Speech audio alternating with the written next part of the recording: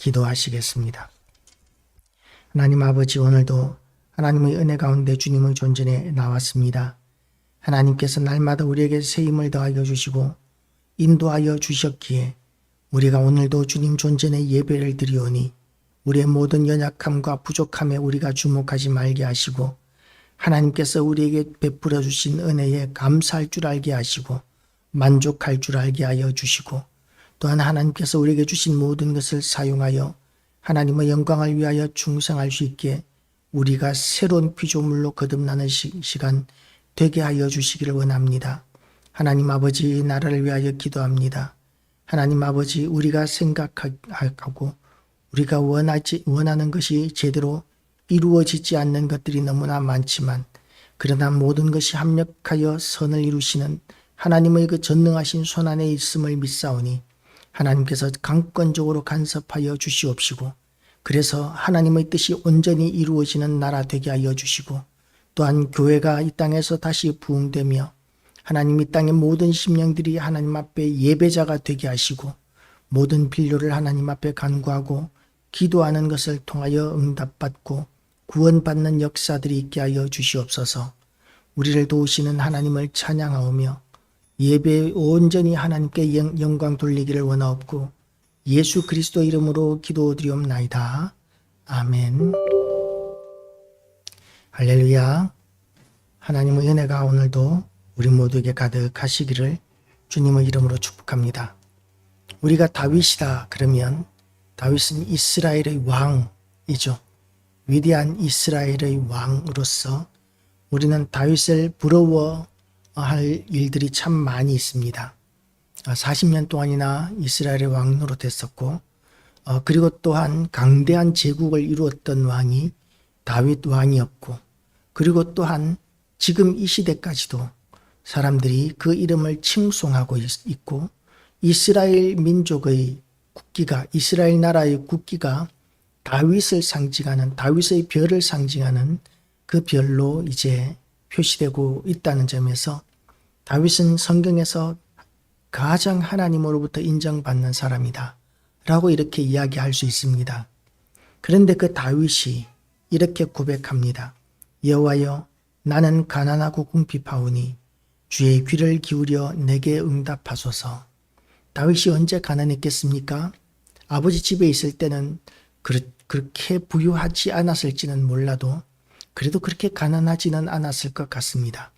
왜냐하면 돌볼 수 있는 양들이 있었기 때문이죠. 그래서 그렇게 가난하지 않았을 것 같습니다. 군대 장관이었을 때도 다윗은 그렇게 가난하지 않았을 것 같습니다. 위태로운 상황들은 많이 겪었지만 그러나 가난하지 않았을 것 같습니다. 그리고 이스라엘의 왕이 되었을 때 누구보다도 부유했던 왕이었다고 우리는 볼 수 있습니다. 예루살렘 성전 건축하기 위하여 모아놓은 재물들이 얼마나 많았는지 모르고 다윗에 의해서 확장된 이스라엘 제국의 면적이 굉장히 컸었습니다. 그런데 그런 엄청난 부를 누리고 성공을 누렸던 다윗에게 가난할 때가 있었습니다. 누가 봐도 가난할 수밖에 없었던 시절, 광야 생활할 때, 사울 왕으로부터 쫓겨다닐 때, 그때는 어떤 경제 활동을 할 수도 없었고 그때는 뭐 하나 제대로 갖추기가 어려웠을 것입니다. 들판에서 숙식을 해결해야 되고 그리고 어떤 먹을 것도 구하기가 어려운 광야에서 생활한다는 것은 참으로 어려운 일이었을 것이고 자기 혼자만 그렇게 궁핍한 것이 아니라 다윗을 따르는 수많은 무리들 400명 정도의 그런 갈 곳 없는 사람들이 다윗을 따랐었는데 그때에도 그 사람들의 그 먹을 것까지도 책임지고 감당해야 되는 그런 책임감이 다윗에게 어깨를 짓눌렀을 것이고 마음을 짓눌렀을 것입니다. 들고 다닐 수 있는 것 말고는 가지고 다닐 수 없는, 쌓아둘 수 없는 그야말로 언제든지 도망갈 수 있는 가벼운 짐만 가지고 있어야 되는데 언제 식량을 1년치를 가지고 다니면서 먹고 살 수가 있었겠습니까? 그러니까 광야 생활할 때 사울 왕으로부터 쫓김을 받을 때는 절대적으로 가난할 수밖에 없었을 것입니다. 농사 지을 수도 없고 장사할 수도 없는 그런 가운데서 때로는 누군가 도와주었기 때문에 먹고 그야말로 엘리야에게 하나님께서 까마귀를 보내셔서 떡과 고기를 먹게 하신 것과 같은 그런 삶이 다윗에게도 광야 생활을 통해서 경험되어졌을 것입니다. 그야말로 아무 상관이 없는 사람들, 전혀 일면식이 없던 사람들이 뜻하지 않는 도움을 줌으로 말미암아 하루하루 이렇게 연명하는 이런 일들, 오늘은 이렇게 먹지만 내일은 과연 어떻게 먹을 것인가? 이 지금 나를 따르는 사람들 먹이지 않으면 나에게 돌 들고 오히려 나를 칠 수도 있을 텐데 라고 이렇게 생각할 수 있는 그런 상황이니까 다윗은 하나님 앞에 부르짖을 수밖에는 없었습니다. 뭐라고 부르짖고 있느냐 하면 여호와여 나는 가난하고 궁핍하오니 주의 귀를 기울여 내게 응답하소서 라고 이렇게 하나님 앞에 부르짖고 있는 것이죠. 그렇게 부르짖을 상황, 우리가 그렇게 부르짖어야만 하는 가난한 상황들을 우리도 만나게 됩니다. 은행 대출 결제일이 다가오는데 이거 메꾸지 못하면 그러면 신용불량자가 될 텐데 하는 그런 지금은 신용도가 무너지면 그야말로 살아가기 어려운 그런 시대이지 않습니까?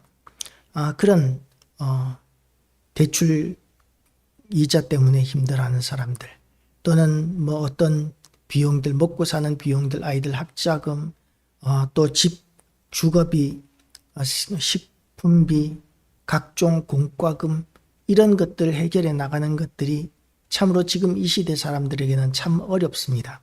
우리나라가 6.25 이후로 개국 이후로 반만년 역사에서 가장 부유한 시대라고는 하지만 그렇다고 해서 우리가 물질적인 근심 걱정에서 완전히 벗어난 사람은 아무도 없습니다. 아무리 부유한 사람이라도 더 큰 물질적인 그런 근심을 해야만 하고 작은 사람, 없는 사람은 없는 사람대로 더 절박한 근심들을 해야 합니다. 그럴 때 우리는 어떻게 해야 합니까? 많은 사람들의 소문들에 의하면 절망하고 포기해버리는 그런 사람들이 굉장히 많이 있습니다. 그런데 다윗은 그런 절망적인 상황이 닥칠수록 어떤 태도를 보이느냐 하면 하나님 앞에 무릎 꿇고 기도하는 태도를 보이고 있는 것이죠. 그러면 하나님께서는 다윗을 언제나 먹이셨고 채워주시고 인도하셨습니다. 다윗에게는 하나님께서 그렇게 하셨지만 과연 우리 시대의 하나님께서 나에게도 그렇게 하실 것인가? 라고 이렇게 우리가 생각할 수 있습니다. 그런데 지금 이 시대의 경제적인 문제 때문에 어려움을 겪는 많은 사람들에게 사실상 너무나 많은 돌파구들이 열려있는 시대입니다. 지금은 이제 어떤 경제적인 어려움 때문에 이렇게 부채를 갚지 못하는 상황이 되면 개인 회생 절차라는 것을 국가에서 만들어 두고 있습니다. 그리고 또 파산 절차라는 것도 만들어 두고 있습니다. 그렇게 부채를 도무지 해결할 수 없는 절박한 상황이 되면 그럼 그 부채를 해결할 수 있는 그런 길을 국가에서 개인 회생이나 파산이나 이런 것들을 통해서 기회를 주고 있는 것이죠. 그런데도 불구하고 그런 것을 찾아보지도 않고 포기해버리는 사람들이 굉장히 많이 있습니다. 법률 용어에는 이런 말이 있습니다. 권리 위에서 잠자는 자는 돕지 마라 라는 그런 말이 있습니다. 그러니까 하나님께서 길을 열어주셨는데 여러 가지 방법들이 있는데 그런 것들을 찾아보지도 않고 사용해보지도 않고 그냥 포기해버리는 것, 이것은 자기 책임입니다. 하나님께서는 수많은 기회들을 주셨습니다. 어떤 마을에 홍수가 났는데 우리가 옛날에 들었던 예화입니다. 홍수가 났는데 하나님 앞에 이제 한 사람이 지붕 위에 올라가서 열심히 부르짖었습니다.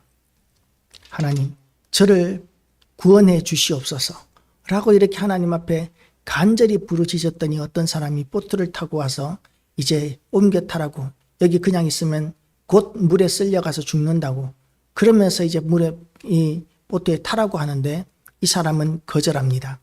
아니야, 나는 하나님 앞에 기도했으니까 하나님께서 구해 주실 거니까 당신들은 아무 걱정하지 말고 가십시오 라고 하면서 구조를 거부합니다. 그 다음은 헬리콥터가 와서 당신 지금 그대로 있으면 빠져 죽으니까 빨리 헬리콥터로 옮겨 타라고 이렇게 헬리콥터를 이렇게 준비했습니다.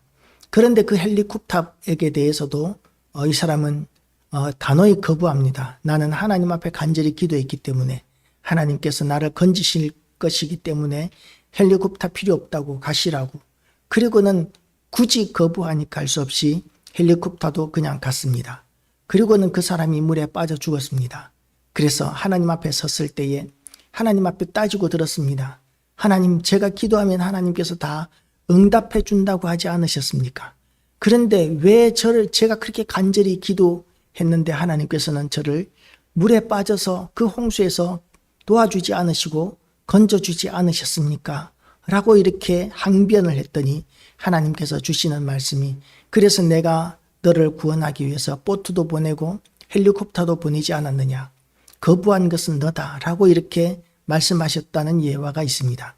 지금 이 시대 경제적인 어려움을 겪고 있는 사람이 참 많은데, 그런데 그 모든 경제적인 어려움을 겪고 있는 사람들에게 하나님께서 만들어 놓으신 제도, 그리고 국가에서 만들어 놓은 제도들을 우리가 찾아보면 구원받을 길이 있습니다. 그런데 그런 구원받을 길을 아무리 찾아봐도 도무지 헤어날 길이 없는 그런 경우들도 있습니다. 길이 있는데 길을 못 찾아서 이렇게 우리가 낭망에 빠지는 경우들이 대부분이기는 하지만 극소수의 경우에는 절대적인 어려움, 절대적인 절망적인 상황 가운데 처할 때도 있습니다. 그럴 때 우리는 어떻게 해야 하느냐 하면 하나님 앞에 부르짖을 수 있습니다. 그러면 하나님께서는 절대적인 절망적인 상황, 그야말로 진퇴양난의 상황, 사면초가의 상황에서도 하나님은 얼마든지 우리를 도우시고 건지시는 하나님이십니다. 전능하신 하나님이십니다. 우리가 하나님 앞에 기도하고 길을 찾기를 위해서도 기도해야 하겠고 지혜를 주시기 위해서도 기도해야 되겠지만, 그렇지만 그런 모든 방법을 다 사용해도 도무지 헤어날 길이 없으면 하나님 앞에 무릎 꿇고 간절히 기도하는 방법이 있습니다. 그런 기도하는 방법을 통해서 하나님께서 직접적으로 역사하시고 직접적으로 구원하시는 경우들도 하나님께서는 얼마든지 이루시는 하나님이십니다. 다윗은 그런 하나님을 믿었습니다. 다윗이 지금 할 수 있는 것은 없어 보입니다. 아마 이 시는 광야에서 절박한 가난 가운데서, 궁핍한 가운데서 그렇게 기록한 시인 것으로 보이는데, 우리가 광야에 있다면 우리가 어떻게 살아나겠습니까? 그야말로 먹을 것이 없고 물도 없는 광야, 자기를 따르는 사람은 400명이나 되는데 그 사람들까지도 먹이고 맛있게 해야 하는데, 그리고 입혀야 하는데, 그런데 광야에서 구할 수 있는 것이 아무것도 없는 다윗의 형편에서 하나님 앞에 부르짖을 수밖에 없습니다. 광야에서 누가 돕겠습니까? 마을이면 사람들이 이렇게 마을에서 도와줄 수 있겠지만 사람도 없는 광야에 지금 이 다윗의 무리가 나와 있으면 그러면 어떻게 헤어나고 어떻게 구원을 받겠습니까? 그런데 다윗은 하나님 앞에 이렇게 기도합니다. 그리고 또한 그렇게 절박한 상황 가운데서 누군가의 도움을 받을 수 없는 이유가 또 뭐냐 하면, 누군가의 도움을 받고 어느 정도 자리에 이렇게 머무르기만 하면, 잠깐이라도 머무르면 금방 사울의 귀에 들어가서 사울이 쫓아옵니다. 그러면 금방 또 도망가야 하기 때문에, 그래서 이 사람이 없는 곳으로 이렇게 다닐 수밖에 없는 것이 다윗의 입장인 것이죠. 그러니까 하나님 앞에 부르짖을 수밖에 없습니다. 다윗만큼 절박하고 절망적인 상황이 우리 시대에 누가 있겠습니까? 다윗은 그야말로 누군가의 도움을 받을 수도 없는, 사람도 없는 그런 지경으로 그렇게 숱한 날들을 도망다니면서 살아야 했던 사람이었습니다. 이스라엘 백성들이 출애굽할 때는 하나님께서 구름 기둥과 불 기둥으로 인도하시고 만나와 메추라기를 내려주셨지만, 다윗이 광야 생활을 하는 동안 하나님께서 다윗과 그 무리들에게 구름 기둥과 불 기둥으로 인도하고 만나와 메추라기를 내렸다는 기록은 없습니다. 그래서 우리는 만나와 메추라기의 기적이 다윗에게는 있었다고 생각되어지지 않습니다. 그런데도 불구하고 다윗을 하나님께서 그 기도에 응답하셔서 구원하시고 건지시고 돌보셔서 이스라엘 역사의 가장 위대한 왕이 되게 하셨던 것이죠. 다윗은 하나님 앞에 기도할 때 어떤 태도로 기도했느냐 하면 하나님이 어떤 분이신지에 대한 명확한 인식을 가지고 기도했었습니다. 우리는 하나님이 어떤 분인 줄로 생각합니까? 우리 무당들이 기도하고 우리 조상들이 기도했던 천지신명이나 성황당의 그 신과 같은 그런 정도의 신으로 생각하십니까? 아닙니다. 그런 우상들과 하나님은 전혀 비교할 수가 없습니다. 우리 하나님은 전지전능하신 하나님이시고 만물을 창조하신 하나님이시고 또한 만물을 지금도 섭리하시는 전능하신 하나님, 광대하신 하나님, 무엇이든지 그 뜻대로 하실 수 있는 하나님이십니다. 그래서 이 정도 지경이면 하나님도 도저히 건질 수 없을 거야, 도울 수 없으실 거야 라고 이렇게 생각할 수 있는 한계가 하나님께는 없습니다. 다윗은 그런 하나님을 명확하게 믿었습니다. 다윗의 형편은 악한 자들이 쫓아오는 상황이고 먹을 것이 없는 상황이고 절망적인 상황이었지만 그러나 그 모든 부정적인 요인들, 논리적으로 합리적으로는 헤어날 수 없는 그런 상황 가운데서도 하나님은 건지시는 하나님, 구원하시는 하나님이심을 명확히 알고 있었기 때문에 그래서 하나님 앞에 기도할 때에 담대함으로 기도했었고 그런 기도의 끝에는 응답하시는 하나님께 대한 감사와 찬양이 이제 계속해서 기록되어지고 있습니다. 아직 상황이 바뀐 것은 아무것도 없었을 것입니다. 기도하는 중간에 갑자기 뭐가 식량이 막 생기고 모래가 쌀이 되고 이러는 일이 있었겠습니까? 북한의 김일성이는 그렇게 했다 그러는데 그 성경에서는 그렇게 돌이 떡이 되거나 하는 그런 기록은 없는 것으로 보입니다. 그런데 그럼에도 불구하고 하나님 앞에 기도한 다윗에게는 평강이 찾아오고 그리고 하나님께 대한 감사와 찬양이 찾아오고 그래서 이 시를 다윗은 하나님께 대한 찬양과 경배와 감사로 이렇게 마무리하고 있습니다. 우리는 기도를 어떻게 하고 있습니까?